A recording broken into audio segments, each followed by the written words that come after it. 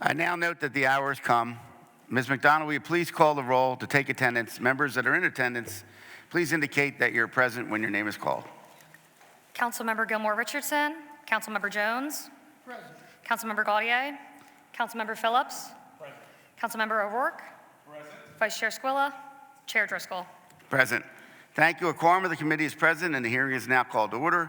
This is the public hearing of the Committee on Licenses and Inspections regarding Bill number 251097 and Bill number 250980. Ms. McDonald, will you please read the title of these bills? Bill number 251097, an ordinance amending Chapter 9-4400 of the Philadelphia Code entitled Responsible Business Operations to add illegal sales of tobacco products to minors and unlicensed tobacco retailing as nuisance behaviors and require completion of a department-approved tobacco retailer education and compliance training as a condition of lifting a cease operations orders, all under certain terms and conditions.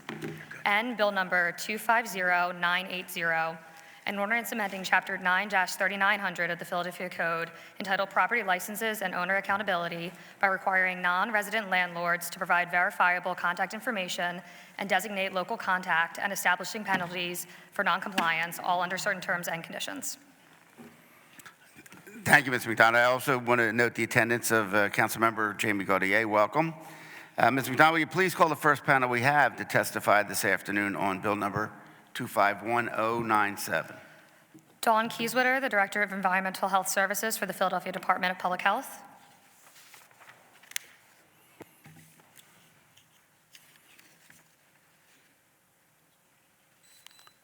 Good afternoon. I'm not Dawn Kieswitter. Yeah, I can tell.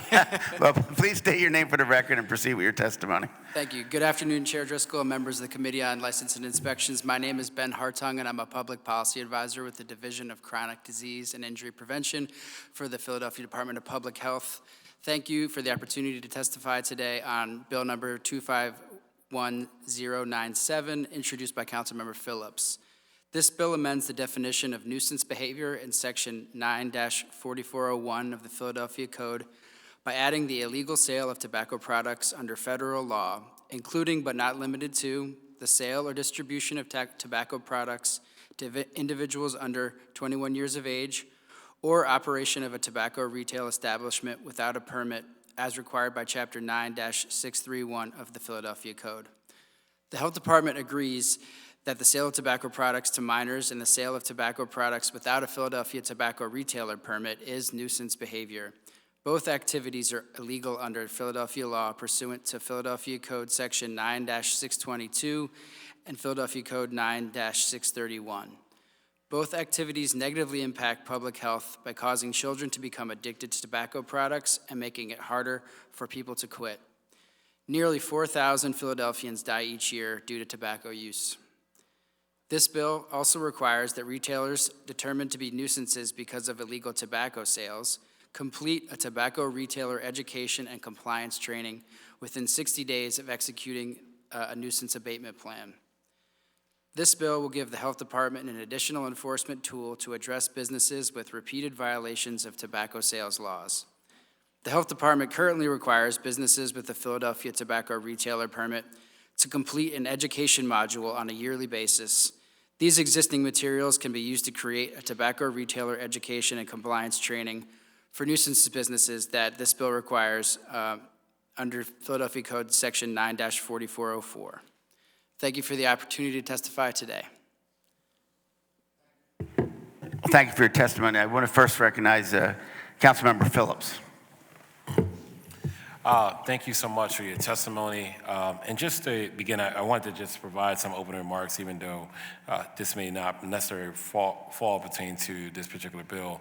I just want to thank Sakira Walton on our team for today's non-resident landlord bill.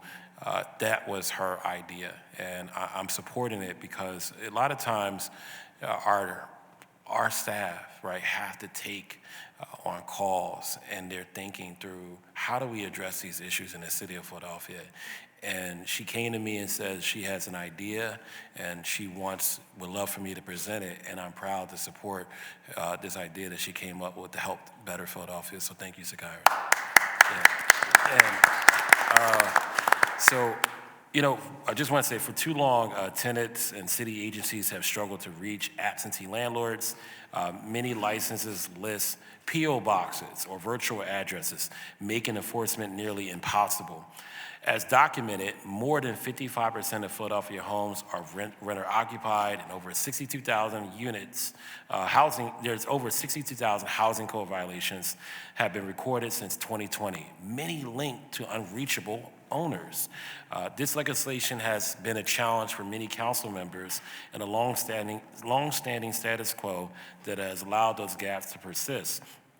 Now, while there are many different opinions on how government should go about this, the reality is that the current system has not delivered safe, accountable housing outcomes.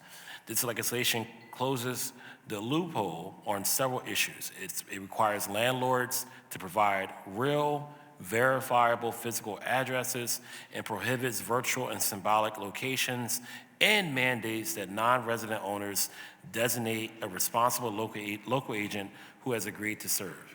Just as importantly, it establishes a 30-day cure period. Owners receive notice and opportunity to comply before fines, license actions, or tenant remedies apply. This is something that much of the business association and apartment association folks really supported because they wanted to have the opportunity for their clientele to get support in this area. This balances fairness and with accountability. Now, secondly, to this bill, I want to address the amended tobacco retailer education and compliance ordinance. Our communities are facing a surge in illegal tobacco sales and unlicensed vape smoke shops, many of which sell flavored and youth targeted products to minors. These practices contribute to addiction, chronic absenteeism, and safety concerns in our schools. This bill also pushes against the status quo, where repeat violations too often result in temporary closures without meaningful change. While perspectives may differ on enforcement approaches, doing nothing has not protected our children or our neighborhoods. This legislation brings illegal tobacco activity into our existing nuisance enforcement framework and introduces a constructive education-based solution. Together, these bills send a clear message. We are serious about safe housing, we are serious about protecting our youth, and we are serious about supporting responsible businesses.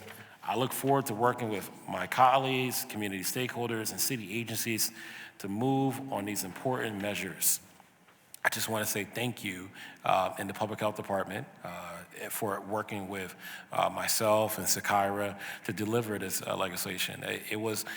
This idea was generated by me and Sakira and I. We worked on this together because we visited spaces such as Northeast Philadelphia, Ogons, and Mount Airy, and so forth, and West Oak Lane, and we experienced a lot of tobacco retailer establishments opening and closing because they're selling to minors. And the reality is that, to me, that's a travesty that they get back to open, and after they did it, and they did it again, now we have to put a little bit more onus on making sure that they don't do it again. So my hope is that this particular bill helps solve that. And I just want to ask you a quick question. What are just some things that you all are thinking about when it comes to the enforcement of this potential new law?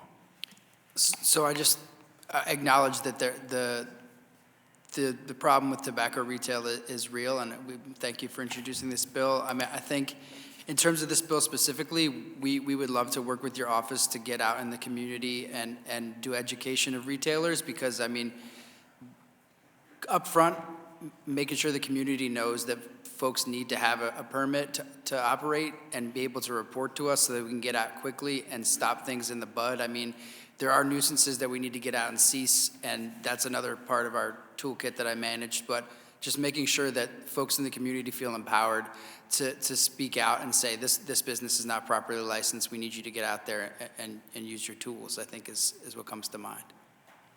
Mm-hmm. Thank you so much. Member Gaudier? Thank you, Mr. Chair, and good afternoon.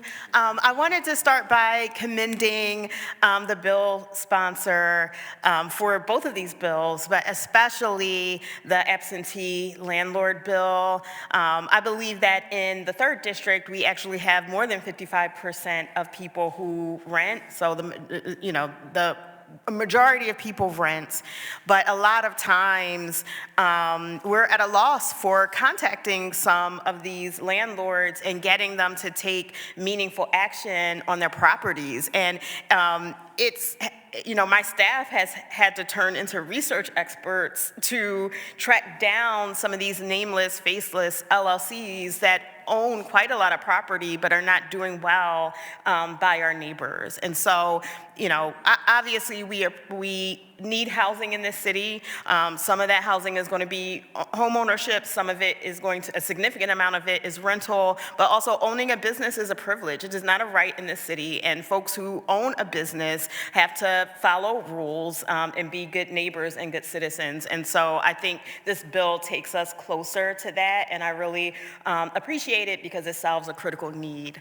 I also appreciate the nuisance business bill. I wanted to just ask a few questions because we struggle with this so much in my district, and it feels like we're calling the health department again and again and again for the same properties, and that these properties or these businesses are getting cited, but we're having difficulty kind of resolving the behavior or getting these folks out of our community if they don't follow the rules.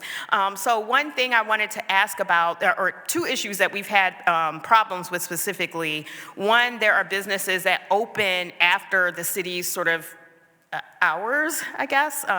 So I have a business, for example, that opens at 4 p.m. And it's been a struggle to get folks out there to inspect because I think that doesn't align with sort of the established work schedule. What can we do about that? Because we can't, if these folks are being a problem after 4 or after 5, then we have to be a problem to them after 4 or after 5. So that's number one. And number two, I've also had issues with inspectors going into sites and saying, well, I don't see it.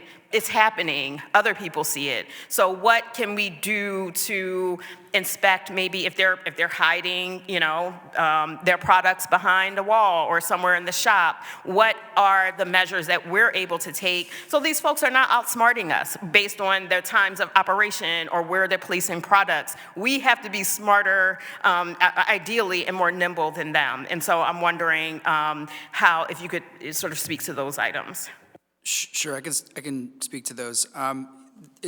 After hours operation, we do have connections with the Philadelphia Police Department, so we would refer them to the police department to go check on their sales if it's after operating hours for our sanitarians, because they do work a regular 9 to 5 schedule. In terms of inspecting, beyond the footprint of the store and looking around, the authority to do that comes from the Pennsylvania Department of Revenue. And you may have heard this before, but so if there are reports of hiding things, behind, we've heard secret compartments, we've heard in the back of where the residents might be, if it's that sort of setup of a retailer, we should get that into, specifically send that information, and we can reach out to the Department of Revenue to go out, and we do sweeps. I mean, the resources that we have with the Department of Revenue and the time is something that we need to work on, I think. But that's who we rely on to get in to do more sting operations like that. Thank you for speaking to that. Thank you for this bill. I'm grateful for anything that gets us to a different place than where we are now. But I will continue to push. These folks are severely bringing down the quality of life in our neighborhoods. We cannot allow them to be smarter and faster and more nimble than we are. We have to keep up with the pace with which these stores are taking over our commercial corridors. Thank you so much. Thank you. Thank you, Member Gautier, and your point is well taken, and thank you for responding. That flex inspection timing is going to be critical. So, as your department looks at your budget next year and your hours, I don't know all the implications with regard to union, non-union, all that kind of stuff, but I think it's important to the members of this panel that you pursue what you were talking about there. So with that, I'll recognize Member Curtis Jones.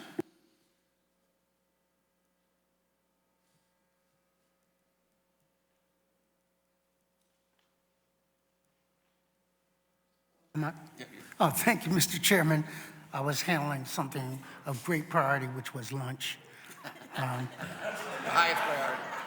High priority. First of all, thank you, Mr. Chairman, for having this most important hearing, and thank you to the author of the bills that are focused on the quality of operation within our communities.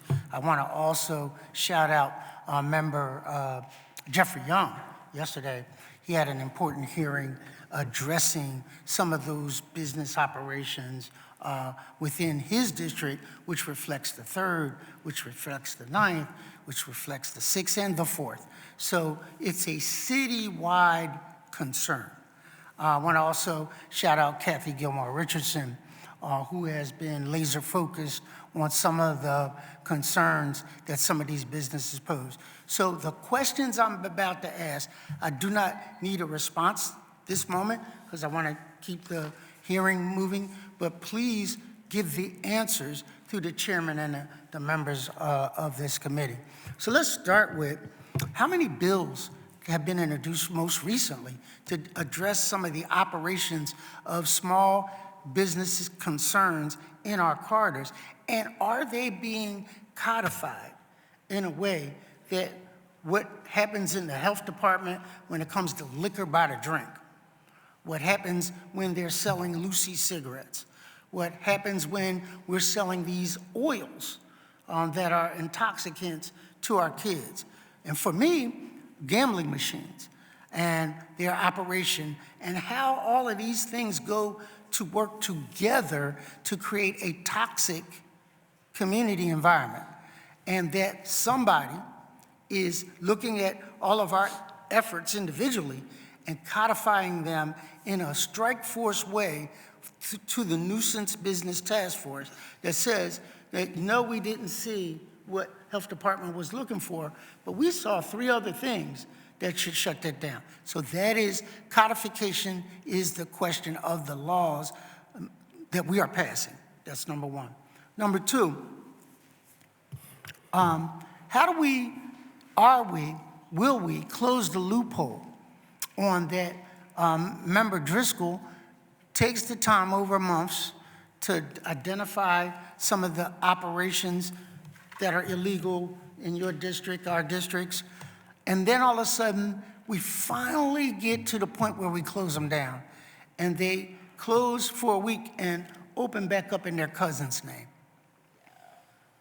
All of that work, all of your time, all of those tax dollars dedicated to address an issue that they quickly circumvent. How are we monitoring the relationship between cousin businesses, LLCs that are related, that just go about the business of like ignoring us? So that's question number 2. Are we closing that loophole? Number 3, how are we looking at overlays? Now, I don't know, your bill, member, is at large, doesn't matter what district it's in, right? Yeah.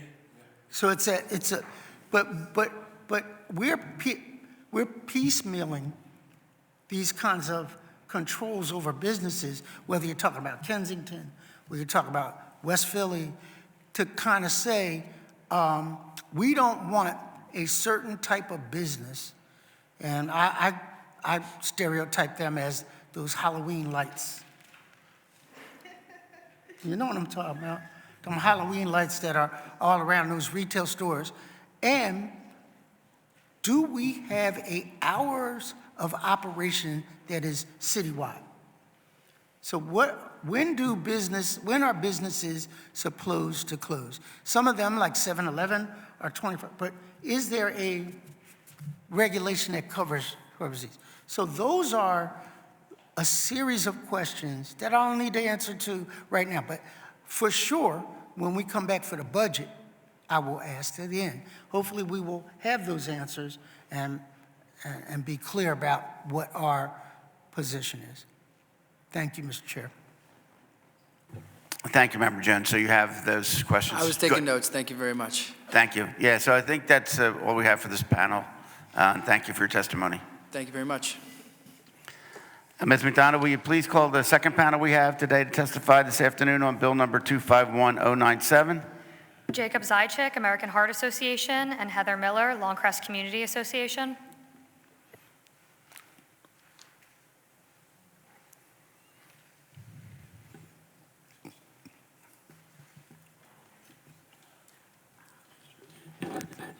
Well, welcome. Please state your name for the record and proceed with your testimony. Hello, my name's Heather Miller, and I am here representing the Longcrest Community Association today. Well, first, it's my pleasure to give testimony before this esteemed panel. Thank you, Chairman Driscoll, Councilmember Curtis Jones, Janie Gaudier, my councilman, Councilman Anthony Phillips, and Councilman Nicholas O'Rourke. Again, my name's Heather Miller, and I serve as Vice President for the Longcrest Community Association. I'm here today to express my support for amending Philadelphia Code Chapter 9-4400, the proposed Tobacco and Retailer Education Bill. It's a reasonable adjustment to business operations, which would require illegal sales of tobacco products to minors and unlicensed tobacco retailers to undergo education and compliance training as a prerequisite for lifting a cease operations order. This measure is a positive step towards holding business owners accountable for blatant violations of law designated to protect our most vulnerable populations, our children. Many business owners, particularly in impoverished areas with predominantly Black and brown communities, target children to maximize profits by flagrantly disregarding the laws intended to safeguard the health and well-being. It's imperative that we hold these individuals accountable, and one effective way to do so is through education, removing excuses for noncompliance. I would like to thank Councilman Phillips for his ongoing commitment to fighting for our communities and especially our youth, along with the rest of the esteemed panel members. Thank you.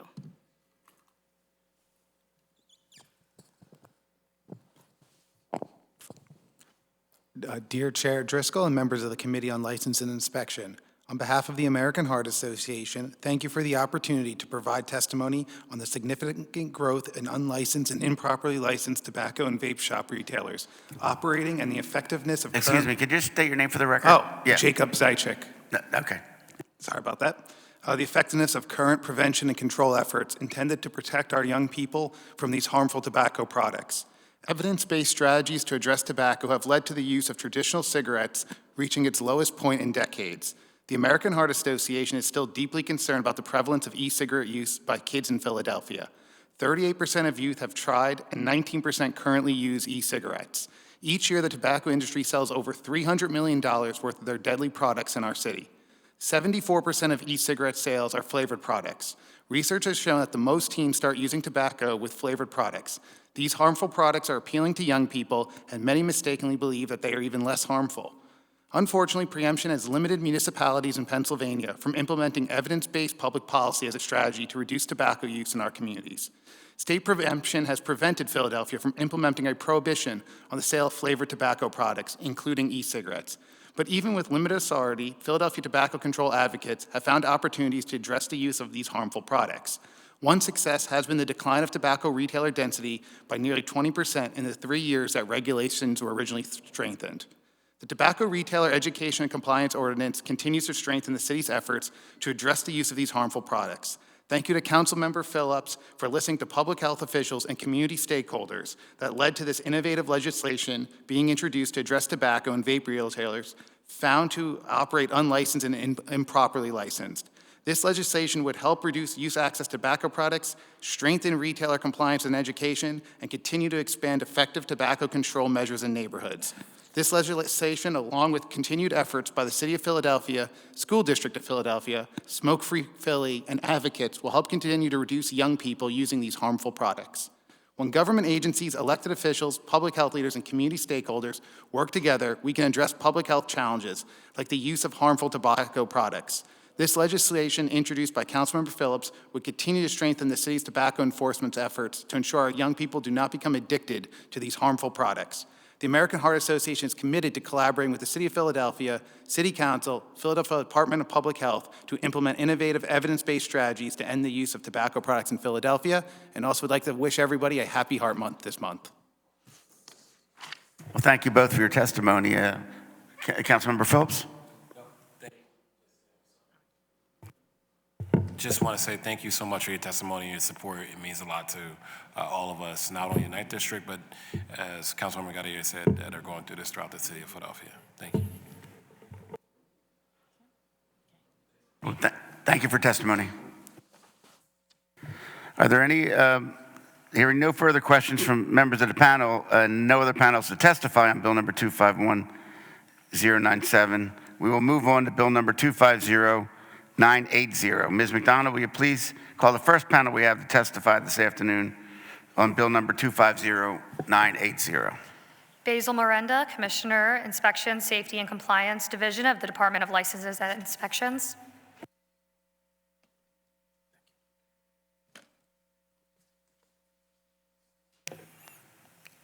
Good morning, Commissioner. Before you begin,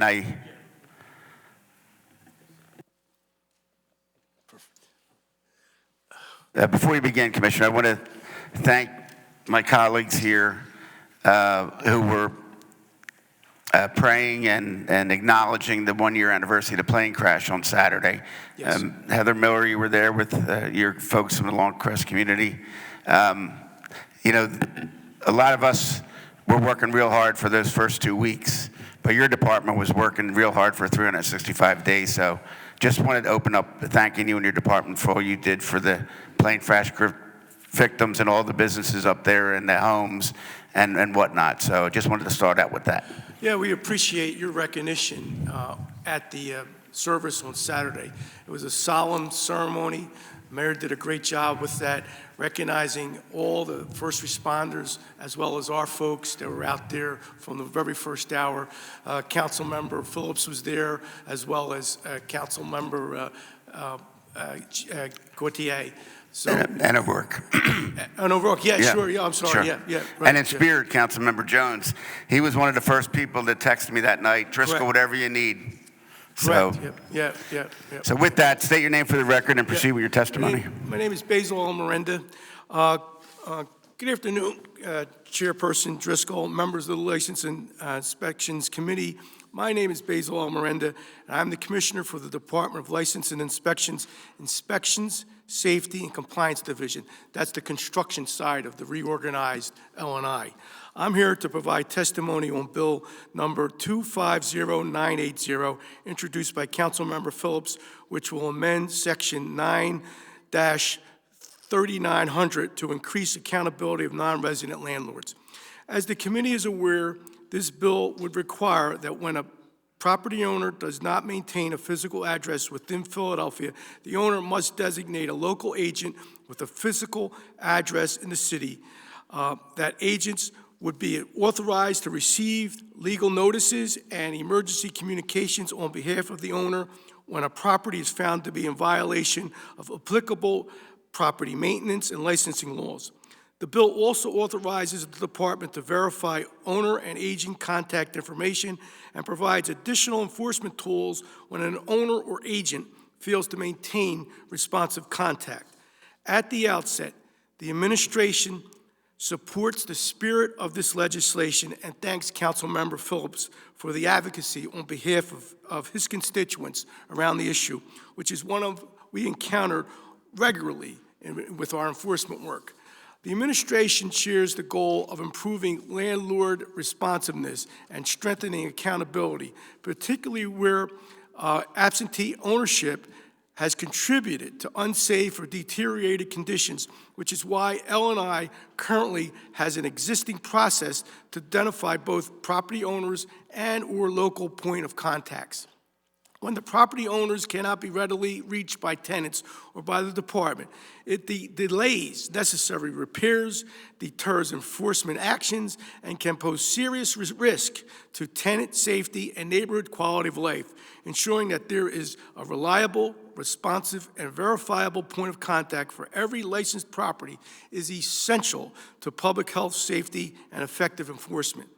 Our inspectors, day in and day out, work tirelessly to inspect properties across the city of Philadelphia with the mission and vision to build and sustain a safer Philadelphia by embracing best practices in technology and consumer service.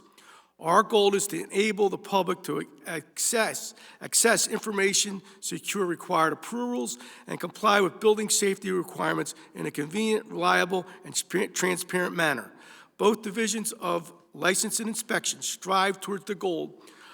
From the ISC side, my side of the department, a structure's life begins under the care of ISC, including building permits and plans, monitoring of construction sites, trade and business license concerns, and ensuring structural integrity and renovations and permitting for renovations, to name a few. The responsibilities of the quality of life, the other side of L&I, begins once a structure is completed, including the enforcement of vacant and unsealed properties, interior and exterior property maintenance complaints filed by tenants and neighborhood folks alike, and also concerns regarding proper use of business compliance, including nuisance businesses and limited lodging, enforcement of the property maintenance code, to name a few of the responsibilities that are come under the purview of the other side of L&I quality of life. Both divisions converge on several points, as both offer litigation support for municipal and equity court to the law department, along with cross-collaboration and referrals to the appropriate unit. L&I achieves code compliance through collaboration, education, and effective enforcement measures that hold businesses, contractors, and property owners accountable. In relation to the ordinance before the committee today, L&I already has a process to identify property owners and local agents.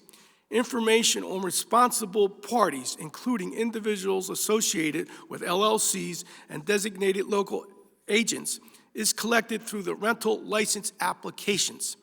Ownership may be verified by our in-house research team before any notice of violation is issued, ensuring legal notices are delivered to the correct party and helping prevent delays or disruptions in our enforcement.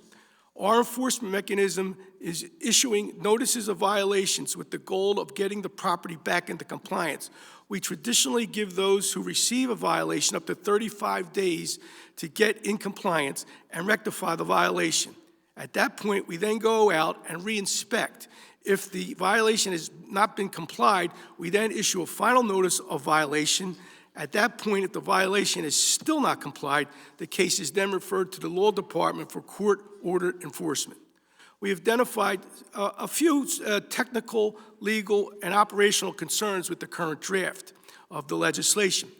Our aim in raising these issues is to help ensure that the obligations and requirements it imposes are clear, enforceable, and well integrated into the department's existing regulatory framework so that it can achieve its intended purpose.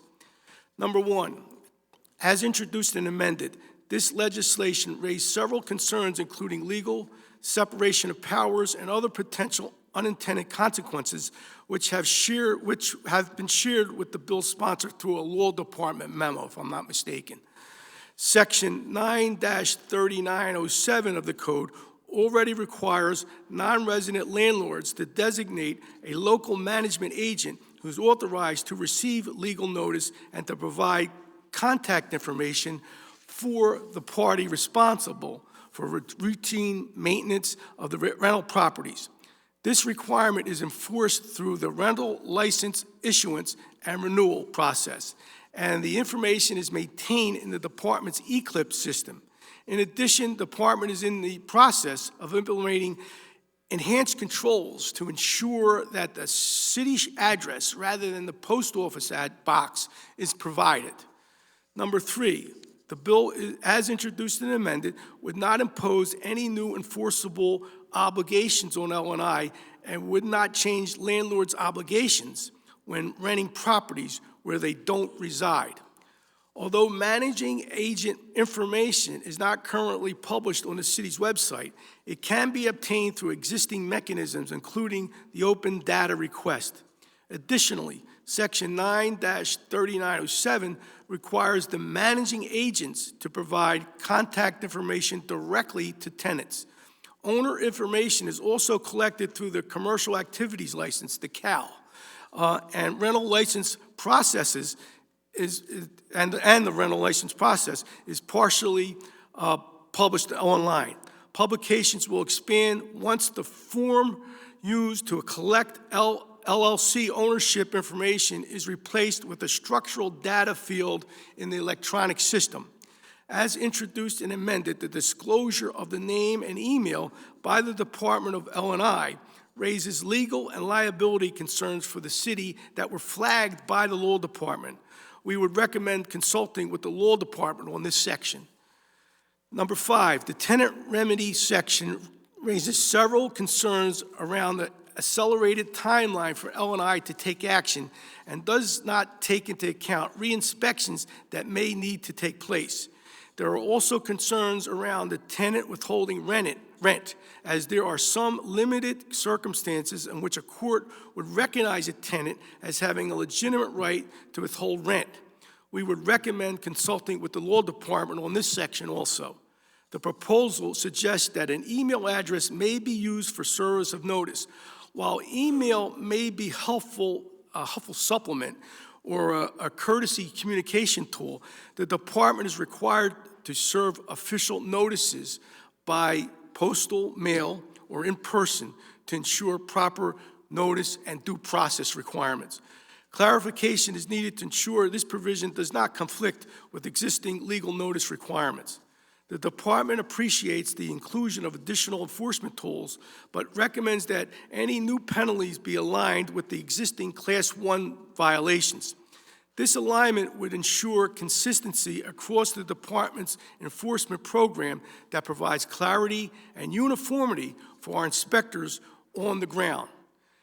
Number 7, there are several legal concerns that have been flagged by the law department, which we would recommend checking with the law department on, including the ambiguity on the penalties section, the language under oath, which is not found in any section of Title IX, and the accelerated timelines that require action sooner than L&I currently operates under.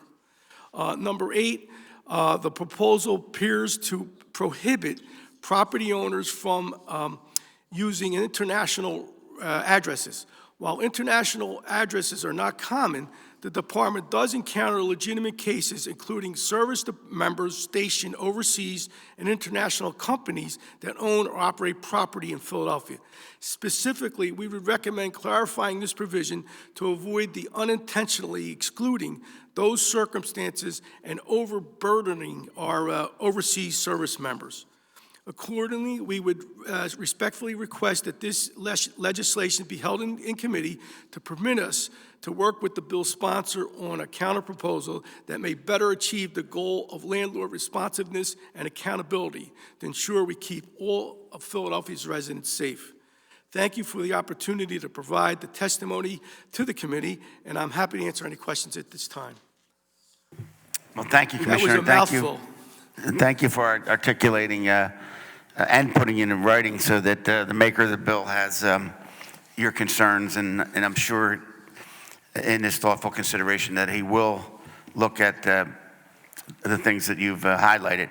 I will just share with you, as Councilmember Gaudier had said earlier, and I'm sure Councilmember Jones and Councilmember O'Rourke and Phillips' offices may share, the frustration level that we have in trying to identify and contact these folks is at a heightened, it's so frustrating. You know, we try so hard to be responsive, and when we can't get through to anybody, and there's all these LLCs and, phony P.O. boxes and all these other things. So I think that, the frustration you're hearing from us is not what you've articulated in your testimony. It's just the reality of us trying to do a good job here. So with that, I would like to recognize the maker of the bill. Councilmember Phillips. Thank you, Chairman Driscoll. I concur with what you're saying, and this is where we are. For me, I respect the American tradition of separation of powers, and I also understand why those lines exist. But I want to be clear that when a family is living next to a deteriorating property or a tenant is living in unsafe conditions, they're not asking which branch of government has jurisdiction. They're asking for help. I have a pastor here who went through this very similar situation, which helped us literally create this law, this bill. Me trying to explain the technicalities to them didn't matter. What mattered is like how we're going to get it done. Sure. And it's, people want to live in a safe home. They want their block to look decent. They want dignity in their neighborhoods. This is not an academic debate about authority. This is about doing what's right. So government does not work when we point fingers and pass responsibility. I'm sure you know that, but it it works when we show up for people. So I just want to quickly just note that you noted that, you wanted, more time, for this to be worked on. And to me, the reality of the matter is that that's the problem that I see with government response is that, we talked about this issue way before the summer. We brought it formally during the summer about this issue and how to, we were going to work on it together. We pointed out the problem, but unfortunately your department that has not come up with a solution. I don't expect y'all to, you don't work for us in that way, right? But we are partners. And I do believe that, had a timeline been presented about like how you're going to solve for our problem that would have been different than providing what I got from your team members. It's just all the reasons of why this doesn't work. Okay. I'd have been more like, oh, they're actually working to change this. I don't have the faith that you're working to change this because I never got a solution to the problem. And to me, even if before the hearing when you had all these issues, you'd have told me, I just give me a backwards timeline in 3 to 4 months, 6 months, whatever, I'm gonna give you a better answer to this, right? And I'm gonna keep updating you. I'd have been more in tune with saying, you know what, even though Sakira did all this hard work, we're gonna hold off. But because I don't trust that, I want you all to use this bill to actually figure it out, right? And then if you figure out something better, come back to us, sure. Right? And I think if you come back to us with something better, all the merrier. All we want is the success of Philadelphia. And I think that's where our frustration is that we just need you to come up with a time frame of how you're going to get this all done. Yeah. No, they're all legitimate concerns, council member, and we're as frustrated as you are with dealing with these, on my side, the construction side, with fly-by-night operators and contractors that are not properly licensed, not code compliant, and not meeting their tax obligations. And I'm sure the quality of life side, they have their concerns also. Look, candidly, I was brought into this at the 11th hour, so to speak. And like I said, my focus is on the construction side. But right. I can certainly get involved in trying to see what we can do. More to quality, in other words, I'll bring fresh eyes to look at this. And we could certainly work together with you. In fact, Saturday evening, we worked with Council Member Gautier. There was an issue about a particular, an apartment complex that the tenants did not have any heat. And I explained to the council member that was the quality of life side. However, be that as it may, I told the council member we have our CSU inspectors on the street, emergency duty, and I would be more than willing to send CSI inspectors there to see if there's any integral that's structural what I was thinking. issues. I was like, I don't think you're the person. I think it's the quality of life side that we're more concerned about. Yeah. And that's what we've been really more in contact with. And yeah, I'm with you. I just, for me, even if you can lend your ideas to that Sure. side, that would be really helpful because they need it. The idea, I just want to also articulate the fact, and I'm going to stop because I want us to get through this hearing as quickly as possible. Yes. But just the idea of the city of Philadelphia, like basically saying give us more time for an issue that we have there's a pastor here, and he's going to talk momentarily, but there was a space in our district church as vacant lot, received like 80-something, ridiculous amount of violations. And he was literally just trying to change this lot like to a space for community for the church, but couldn't get. He's like, can I get the number to the person? It's like, we called the number. There's nothing on file, and it's like, and it just sits there. And then we got to go through this process of trying to see if we can get it on ShareASale and it becomes a nuisance property in the community. Right. And so now it's like, while you're saying, give us, like that other side is saying, give us more time, you're like, what are you talking about? You need time, but it's not fair that we're your partners, right? I know sometimes if the mayor says something, y'all get it done in 15, 30 days, right? Sure. But then when we say something, we're not your boss. I respect the fact that, we're your partner. And I just feel like there should be a level of connectedness where you respect what we have to do for our communities as well. Yeah, it's so noted, and at least on my side of L&I, I can proudly say that I set up a pretty good reporting protocol with all the members of the city council. So we could certainly make sure that is addressed, and they're all legitimate concerns. And I look at us all working together, not just the mayor, the city council, and the departments all working together for the good of the citizens of Philadelphia. I have to ask this question, or Sakai's, why didn't you ask this question? How does L&I handle situations where mail is returned, emails bounce back, or phone numbers are disconnected? And then how does the inability to reach a responsive owner or decision maker affect timeliness for compliance? That is a challenge, council member. You hit it right on the head. That is a challenge. We have a research staff that goes out and does additional review of various databases to find better addresses and better locations for owners of those properties. And in fact, on my side, when we have to, for example, an ID or an unsafe property, we also have to try to identify the mortgage holder, in addition to the property owner, if that's the relevant issue. So that is a challenge, and we have our research staff that looks at a variety of different databases to kind of get some more up-to-date information on a particular property. Well, I'm not going to preach to the choir.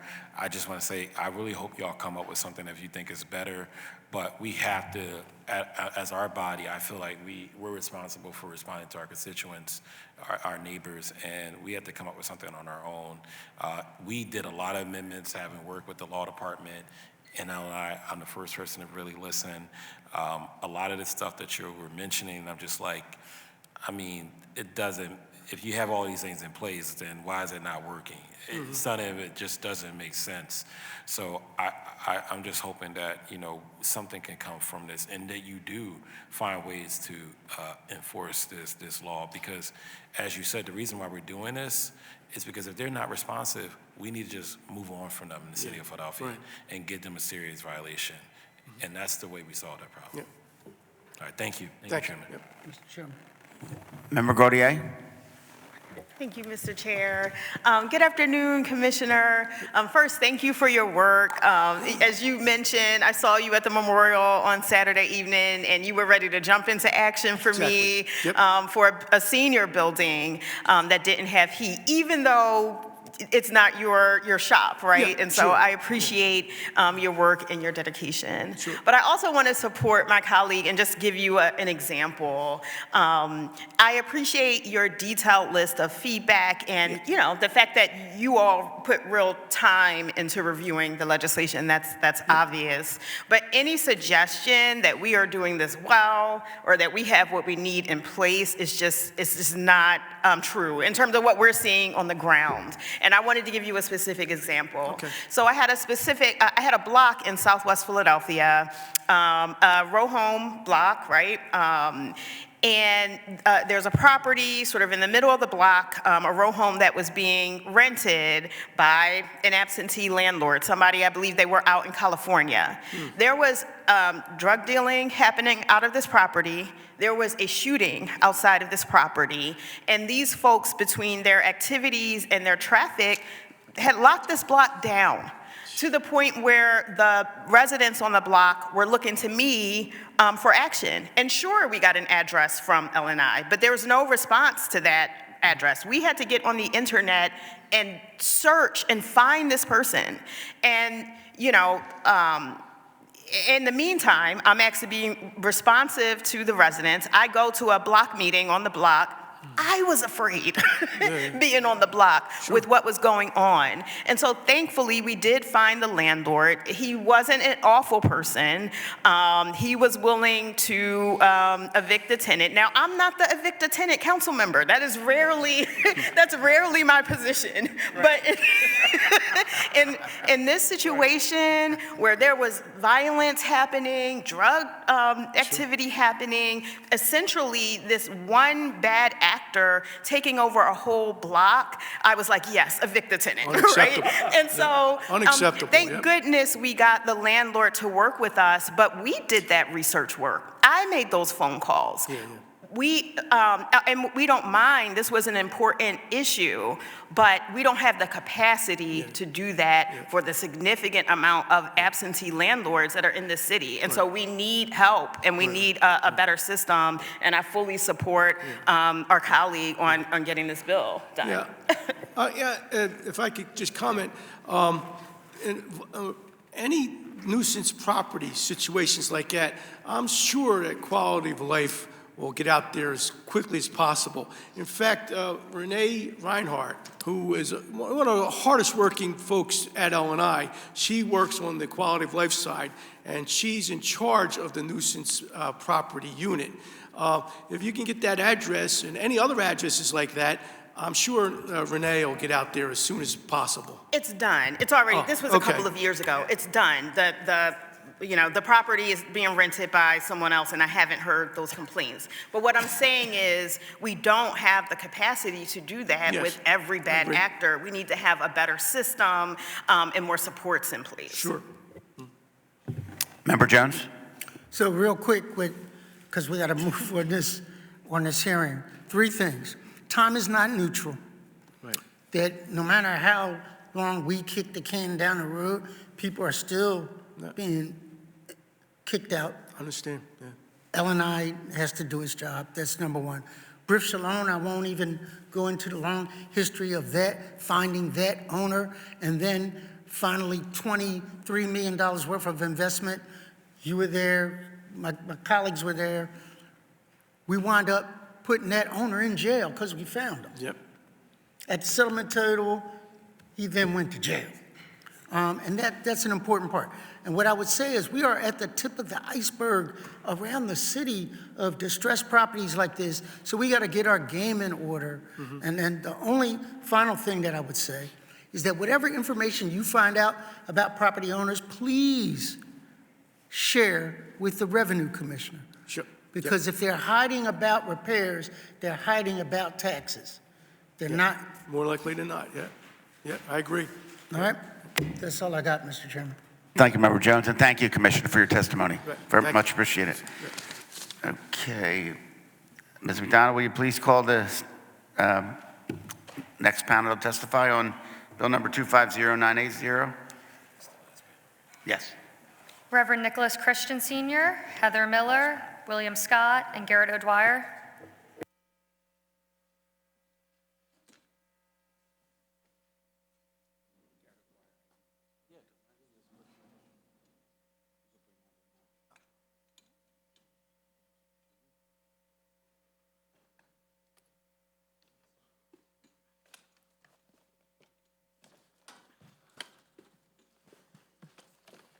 Good afternoon. You guys can pick your order, and in that order, state your name, and please proceed with your testimony. Good afternoon. My name is Nicholas Christian. I serve as the pastor of the Philippian Baptist Church located at 5801 Broad Street. I want to thank Councilman Phillips for the opportunity to testify today. I believe I was the pastor he alluded to a bit earlier in this address. I want to begin with the words of the prophet Jeremiah in chapter 29, verse 7, where he says, "Seek the peace and prosperity of the city to which I have carried you. Pray for it, for if it prospers, you too will prosper." That scripture captures why I'm here today. Black History Month is not only about celebrating historical achievements, it's also about prophetic honesty regarding systems that have historically harmed our communities. It's about the responsibility we share to heal and repair these communities, not exclusively as pastors or believers, but even politicians, leaders, and dare I say systems whose power and positions are uniquely equipped to be repairers of the breach. Safety, housing, land use, investment, and neighborhood stewardship have always been central to the story of community repair. From redlining to disinvestment to absentee ownership, Black neighborhoods have too often carried the burden of neglect while others benefited from their distance. I speak today as a pastor, as a community leader, a former resident, and a current servant of North Philadelphia. But more importantly, like many of you, I am a lover of our city as a whole. And I also speak as someone who has personally witnessed the consequences of non-resident landlords being unreachable and unaccountable. In our community, property on Park Avenue became a source of ongoing harm because the owner was not local or reachable and did not steward the land responsibly. Over time, the property became overgrown and neglected. Trash accumulated, illegal dumping increased, and people from outside the neighborhood began using the space in ways that disrespected the people who actually lived there. The effects were not abstract. They were personal. They were human.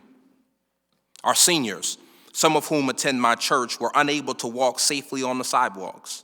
They could not easily park their cars near their homes. I personally witnessed elderly residents, already vulnerable, walking in streets because the sidewalks were no longer feasible, blocked by blighted property and bad property stewardship. This is not just an inconvenience. That's a dignity issue. That's a safety issue. When residents and local leaders tried to do the right thing and sought help, there was no one to contact. No local representative for the property, no accountability, no owner of said property. And sure, L&I and leaders faithfully responded to calls and complaints, levied fines, and addressed the debris. And of course, our mayor's team has since come and attempted to beautify the property. However, this problem has persisted for nearly 20 years on this block alone, because levying fines and penalties against an unreachable source can't effectively address the issue that inconveniences our neighbors. Removing debris and dumping isn't preventative, it's reactive. The lack of access to things like peace and safety caused by properties like this one and others like it all around our city creates stress, frustration, and a deep sense of abandonment. And it sends the message that to our people in our neighborhoods that people in our neighborhoods and communities matter less than the convenience of ownership from afar, regardless of the owner's stewardship. And so this bill amending Chapter 9, 3900 of the Philadelphia Code is not just more red tape.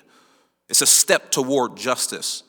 Requiring non-resident landlords to provide verifiable contact information and a designated local contact is not excessive. It's basic accountability. It ensures that when problems arise, there is someone who must answer, someone who must act, and someone who must care. This legislation protects communities like mine. It protects our most vulnerable. It protects our seniors, families, and children. It helps prevent minor issues from becoming public safety crises, and it affirms a principle that Black and brown communities and all communities have long known to be true. When no one is accountable, harm multiplies.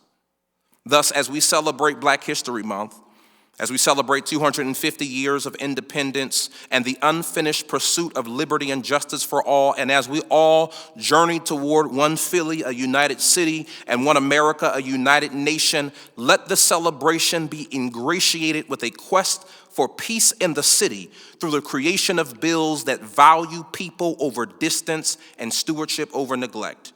Accountability is not anti-development. It is the foundation for healthy, sustainable development. And for these reasons, rooted in Scripture, lived experience, and love for this city, I strongly support this bill and urge its passage. Thank you for the opportunity to be heard and for your commitment to the people of Philadelphia because of Calvary. Thank you, Reverend. Heather? All right. Well, hello again. Is this working? Can you hear me? Okay. Well, I hate to have to follow the pastor here. Sorry. I'm going to keep it simple.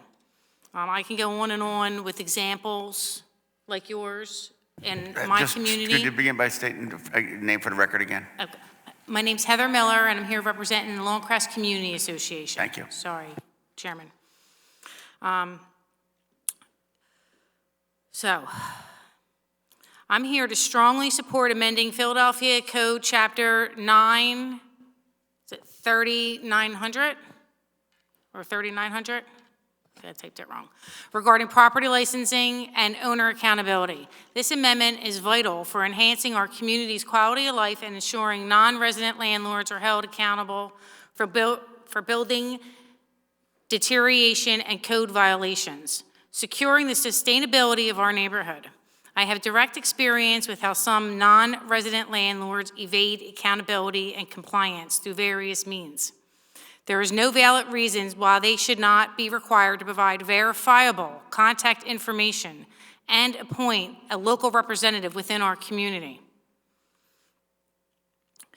Considering that they profit from their properties, such accountability measures are a must. I call on each of you to support this essential amendment. And I'd be glad to come back and testify at another time with more specific examples of what my community has been going through for a little over 20 years from non-compliant landlords. Thank you. Good afternoon, Chairperson Driscoll and members of City Council's Committee on Licenses and Inspections. My name is Garrett O'Dwyer, and I'm the Policy Director at the Philadelphia Association of Community Development Corporations, or PACDC. Thank you for the opportunity to offer testimony in support of Bill 250980, which creates new accountability protocols for landlords to receive a valid rental housing license.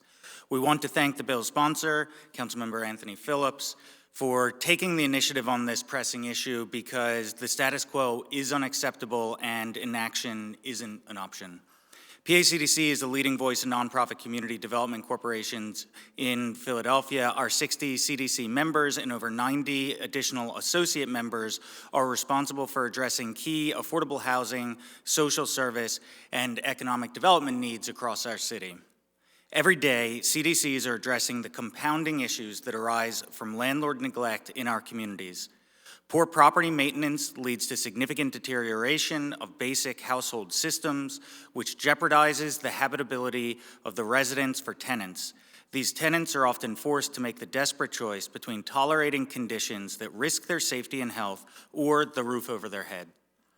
For many of our lower-income tenants, leaving simply isn't an option. The lack of affordable housing and high upfront moving costs mean that the alternative to dangerous housing is often no housing at all.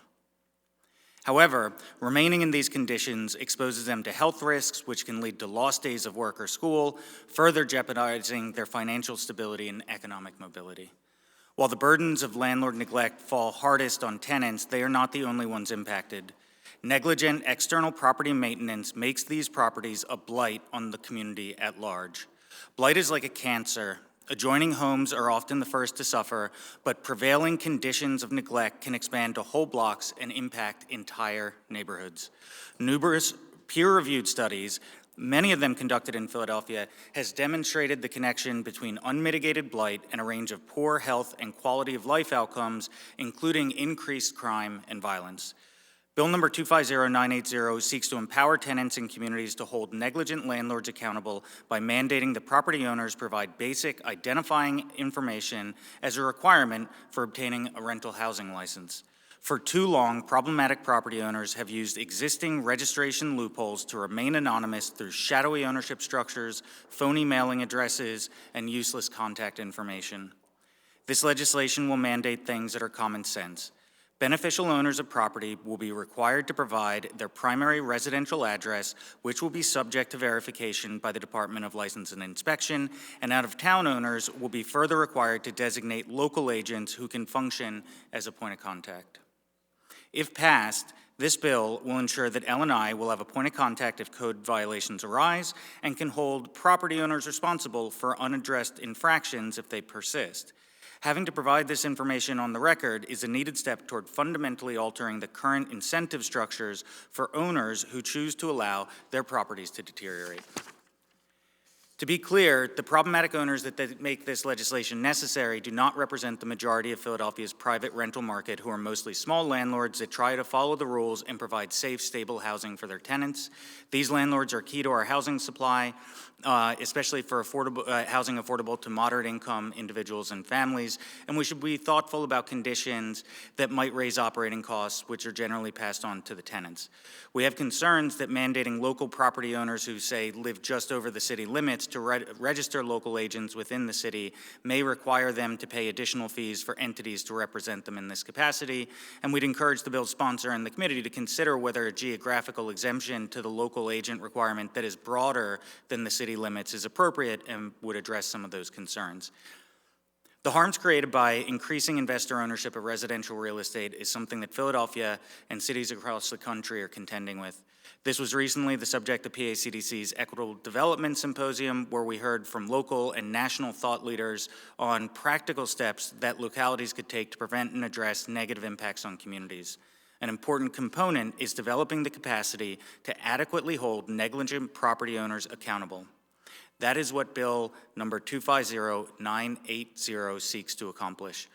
We support this legislation and look forward to working with City Council on additional steps we can take to develop a housing ecosystem that encourages responsible property ownership.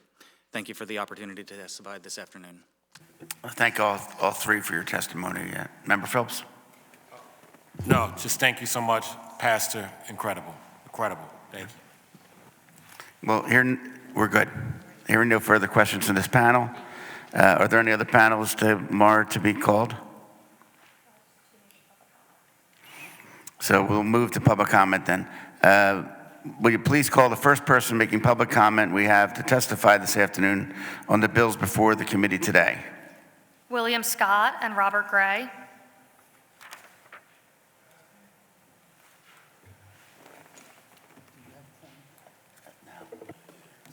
They're the last two.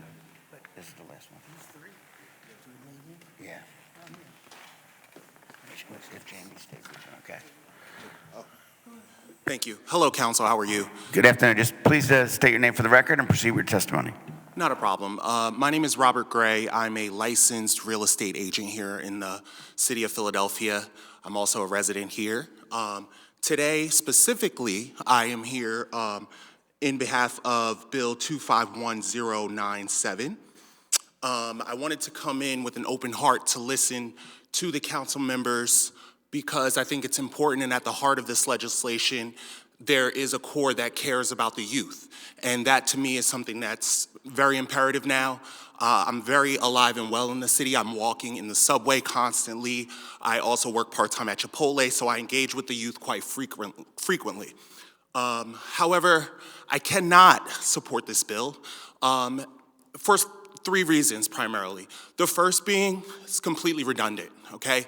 We have laws in place for a reason, and there are a lot of business owners who follow the laws and do what they're supposed to make sure they have the proper coherences with whatever the city provides, and also the state regulations as well as federal.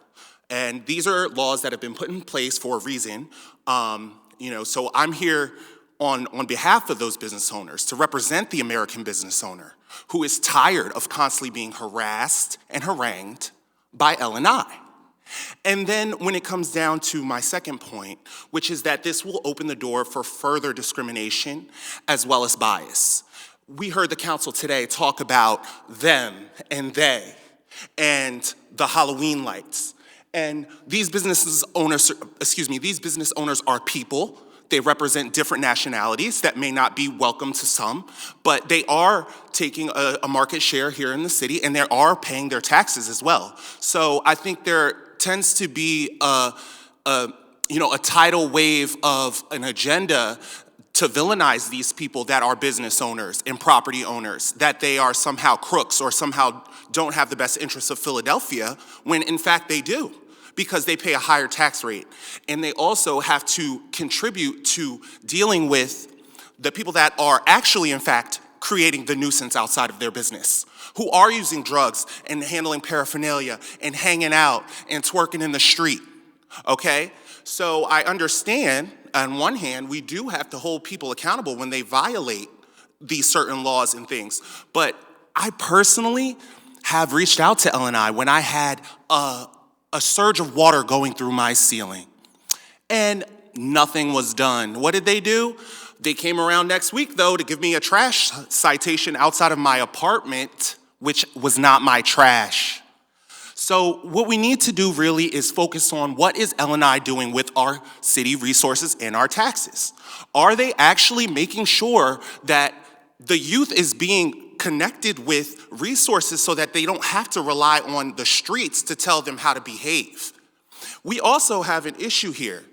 We are putting resources towards another ordinance when we could be putting resources towards education in our schools with programs such as DARE, which have been very successful in the past, and working with students directly to show them a moral fiber and a change that needs to happen. We also now are dealing with the third point that I would like to make today, and that point is, where are the parents? Where are they to care about the lungs and the hearts of their children? Because they're the ones that are responsible to tell their kids to say no. And if they're lighting up a Newport in the car, the chances that their child's gonna be addicted to tobacco are extremely high.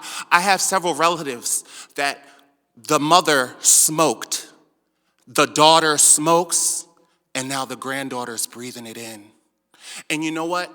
That's an individual problem, and we need to also focus on allocating our resources better in this time of the economy. We are seeing government agencies weaponize and use against people that pay their taxes. Look at what ICE is doing. And now we have L&I basically doing the same thing, to label every business owner as a nuisance when they are in fact not. They are a contributing member to society. When it comes down to Bill 250980, I think this is a very good step in the right direction. But let's ask ourselves, why doesn't L&I have these phone numbers? Why don't they have these addresses? Could it be that there's a silent partner there wiping away this information? And it took a lot for me to come today, because I know that you don't have the resources, as the councilwoman had commented, that we don't have the resources to research people, but I'm sure you do. And I'm sure they have been researching. They've been researching, harassing business owners, following their next location, going to second and third locations to find citations and create revenue for their department. And you know what, Philadelphia? I just want to say thank you, and I know my time is coming. I want to say thank you, Philadelphia, because we are getting better, and they don't have anything else to write citations for, so now we're a nuisance. And I think that we can do better if we just work on connecting with the youth on a more direct scale, and I'm here to support change for the good and the better of Philadelphians and hardworking Philadelphians that are paying these taxes to support this council. Thank you. Please state your name, proceed with your testimony.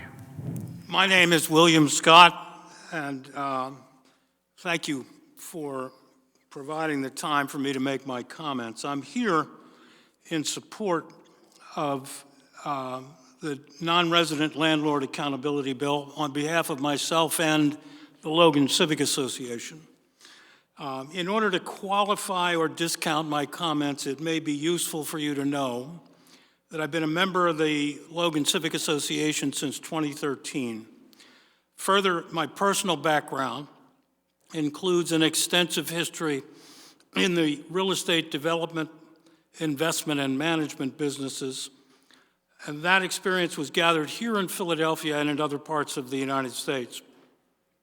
Beginning in 1978 and continuing through to recent days, it has been my great good fortune to work and partner with some of the most significant people and projects in Philadelphia's history. Those people and projects are inclusive of, but not limited to, Samuel Evans of Evans Pitcairn, the builder of 2000 Market Street, Center Square, and the Independence Blue Cross building, while simultaneously inventing the suburban office park. Bill Rouse, who built 1900 Market Street, Liberty Place, the Comcast Center, and a little thing called Liberty Property Trust, while simultaneously ensuring the success of the Philadelphia Convention Center and the development of the Kimmel Center. Steve Soms, who virtually invented the adoptive reuse business through the historic Landmarks for Living multifamily apartment business. Tony Lordy of Pitcairn Properties, who built 1800 and 1880 John F. Kennedy Boulevard and the Bell Atlantic Tower, now known as 3 Logan. Jonathan Butcher, the former New York Stock Exchange member firm Butcher and Singer, who provided the financing and encouragement for a partner and me to create the real estate investment division of Butcher and Singer, which became a model for a number of other New York Stock Exchange member firms to use in creating their own real estate investment divisions. Don Harvey of Pitcairn Properties, who built 5 Penn Center, now known as 1501 Market Street, and 1760 Market Street. Then later joined me at Panzer Properties, where we created a real estate management company to lease and manage 3 million square feet of office and residential properties, a hotel, and 2 shopping centers. All of that history and more relate directly to the Logan Civic Association experience and to the proposed legislation. Every one of us involved in the above projects learned that once the parade of praise and uniqueness and innovation of design goes past, real estate is always and everywhere a management-intensive business. It requires transparency on the rights and obligations of landlords as well as tenants, and it requires action plans in the event of ordinary maintenance and casualty recovery. No responsible landlord would isolate a tenant from access to such plans. Putting tenant performance aside for a different conversation, our experience at the Logan Civic Association shows that too many landlords are acting irresponsibly and blinding tenants not only to the procedure for ordinary maintenance, but failing to provide functioning contact information to any responsible party or person in the event of a casualty. This is dangerous and unacceptable. In our view, this legislation attempts to take a step on a path to finding a fix for this unacceptable condition. Logan Civic Association and I support this bill. Thank you both for your testimony. Ms. McDonald, any other public comment? There are no more names for public comment. I would like to thank all witnesses for joining us today, and this concludes the hearing, and we now go into the public meeting. There be no further questions from the members of this committee and no other witnesses to testify on bills number 251097 and bill number 250980. I will ask if there's, right, so we already established that there's no one. So I'd like to move into the public meeting. Ms. McDonald, will you please call the roll to take attendance? Members that are in attendance, will you please indicate that you're present when your name is called? Councilmember Gilmore Richardson, Councilmember Jones, Councilmember Gaudier, Councilmember Phillips, Councilmember O'Rourke, Vice Chair Squilla, Chair Driscoll. Present.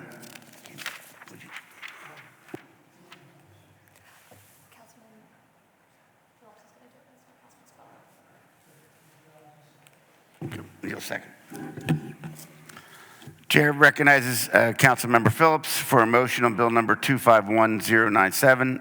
Thank you, Mr. Chairman. I offer amendment to.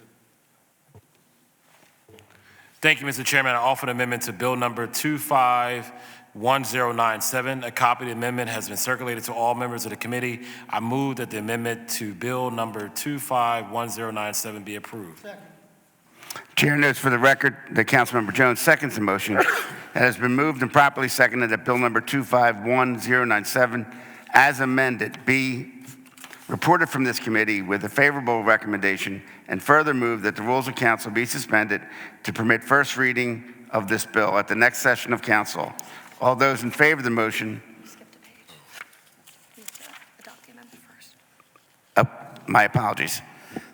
We want to adopt the amendment first, so let's begin. Let's start from the beginning so we're clear for the record. The chair recognizes Councilmember Phillips for a motion on the amendment to Bill number 251097. Thank you, Mr. Chairman. I offer amendment to Bill number 251097. A copy of the amendment has been circulated to all members of the committee. I move that the amendment to Bill number 25107 be approved. Chair notes for the record that Councilmember Jones seconds the motion. It has been moved and properly seconded that the amendment to Bill number 251097 be approved. All those in favor of the motion will signify by saying aye. Aye. Those opposed, the ayes have it. The motion carries, and the amendment to Bill number 251097 has been approved. The chair recognizes Councilmember Phillips for a motion on Bill number 251097 as amended. Thank you, Mr. Chair. I move that Bill number 251097, as amended, be reported from this committee with a favorable recommendation, and further move that the rules of council be suspended to permit first reading of the bill at our next session of council. Chair notes for the record that Councilmember Jones seconds the motion. It has been moved and properly seconded that Bill number 251097, as amended, be reported from this committee with a favorable recommendation, and further move that the rules of council be suspended to permit first reading of this bill at the next session of council. All those in favor of the motion will signify by saying aye. Aye. The ayes have it. The motion carries.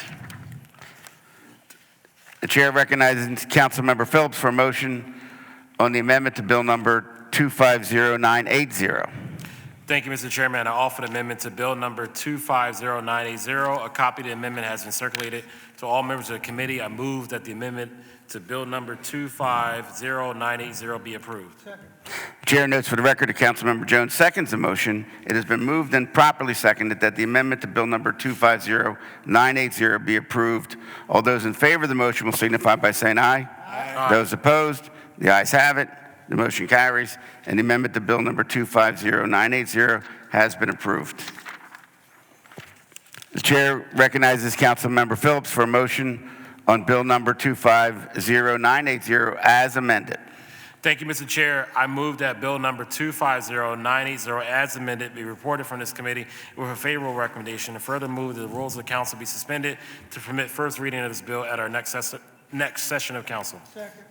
Chair notes for the record that Councilmember Jones seconds the motion. It has been moved and properly seconded that Bill number 250980, as amended, be reported from this committee with a favorable recommendation, and further move that the rules of council be suspended to permit first reading of this bill at the next session of council. All those in favor of the motion will signify by saying aye. Aye.